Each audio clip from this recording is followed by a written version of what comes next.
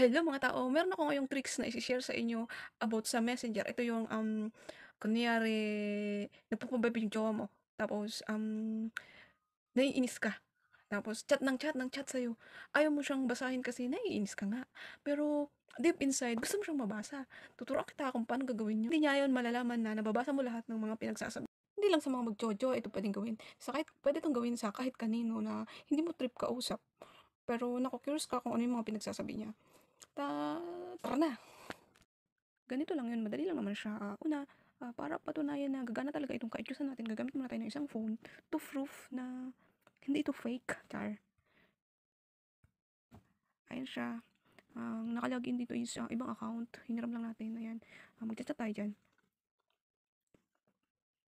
Hi, hello mga tao.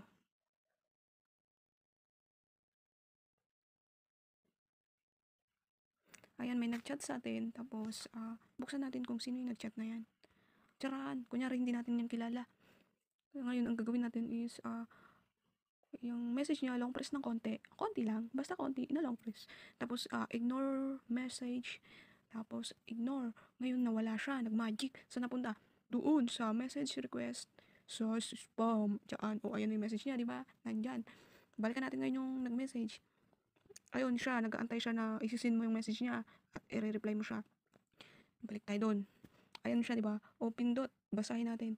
Ayun lang pala yung mga pinagsasabi niya. Hi, hello, hello mga tao. Hello, hello, hello mga tao.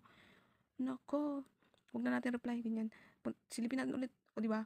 Nabasa na natin yung mga hilo-hilo tao na yan, pero hindi pa rin nag-appear dyan yung scene. Ibig sabihin, hindi niya alam na nabasa na natin. O di ba? Pag nag-message, long press ng konti, konti lang, tapos ignore, and then check mo yung message request, tapos yung punta ka sa spam, tapos babasahin mo doon. Yun, gusto na nating malaman niya na nabasa na natin. Siyempre, i-reply natin siya. Hi, hello, alien. O, tingnan natin doon, silipin natin doon.